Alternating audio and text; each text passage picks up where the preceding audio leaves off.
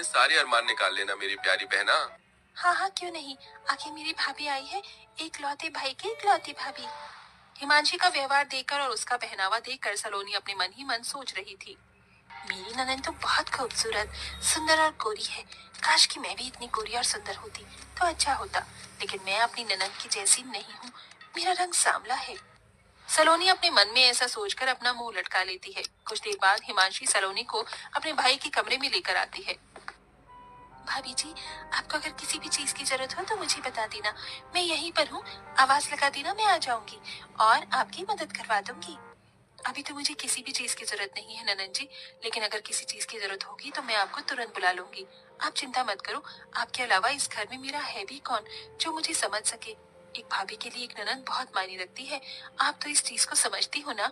हाँ हाँ, क्यों नहीं मेरी प्यारी भाभी, बिल्कुल समझती हूँ। आप चिंता मत करो, मेरे रहते इस घर में आपको कभी किसी चीज की परेशानी होगी ही नहीं। ऐसा बोलने के बाद हिमांशी अपने भाई के कमरे से बाहर आ जाती है।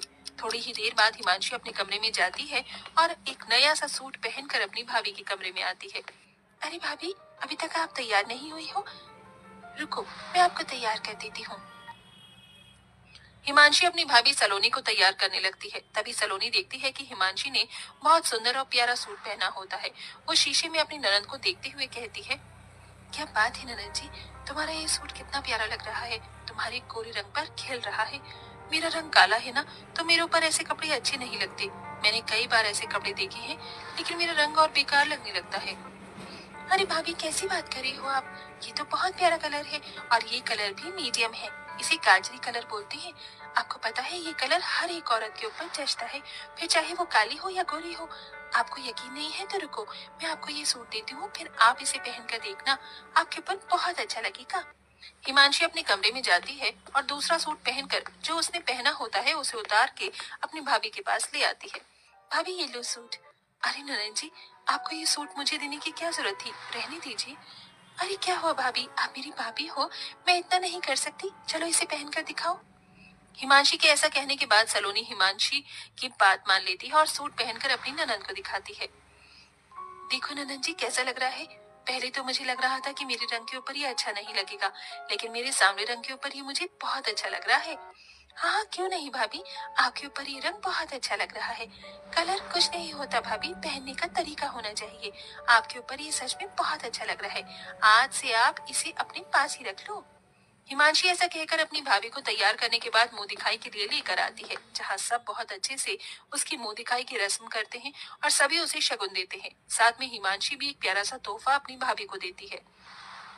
भाभी, मैं आपके लिए ये इतना प्यारा सा तोहफा लेकर आई हूँ, इसे हमेशा अपने पास ही रखना। आप तो बहुत अच्छी हो ननद जी, आपका बहुत बहुत शुक्रिया। इस तरह हिमांशी अपनी नई भाभी के आने पर बहुत खुश होती है, लेकिन सलोनी बहुत ही चालाक होती है। उसे जो भी चीज हिमांशी की अच्छी लगती है वो उससे लेने के चक्कर में उसके सामने ऐसा दिखावा करती है जैसे उसके रंग की वजह से उसके ऊपर कुछ भी अच्छा लगता ही नहीं। एक दिन सलोनी अपनी ननद के कमरे में आती है तो वो ननद के ड्रेसिंग टेबल पर बहुत महंगा महंगा मेकअप का सामान देखती है।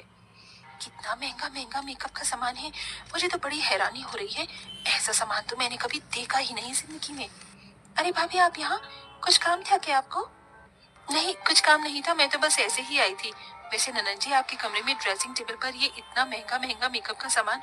वैसे तो मैं भी सोचा करती थी कि मैं मेकअप करूंगी, लेकिन मेरा रंग सांवला है, इसलिए मेरे रंग पर पता नहीं मेकअप खिलेगा या नहीं। अरे भाभी, आप भी ना कैसी बातें करती हो और सोचती हो। ऐसा कुछ नहीं होता, मेकअप हर चेहरे पर अच्छा लगता है। देखो, मैं आपको करके दिखाती हूँ। हिमांशी अपनी भाभी सलोनी के चेहरे पर थोड़ा सा मेकअप करती है तो सलोनी को अच्छा लगता है। तभी सलोनी कहने लगती है, ननन जी, बहुत बढ़िया मेकअप है आपके पास, काश कि मेरे पास भी होता। होने की क्या बात है भाभी जी, ये है ना, आप इसे रख लो, मैं अपने लिए और मंगा लूंगी। आपके पास रहे या मेरे पास रहे, कौन सी बड़ी बात है। सलोनी ये सुनते ही खुश हो जाती है। मेरी ननन बहुत अच्छी है। आप सच में बहुत अच्छी हो ननन जी। भगवान ऐसी ननन हर किसी भाभी को दे। ऐसा कहने के बाद सलोनी अपने कमरे में सारा मेकअप का सामान उठाकर ले आती है और उसे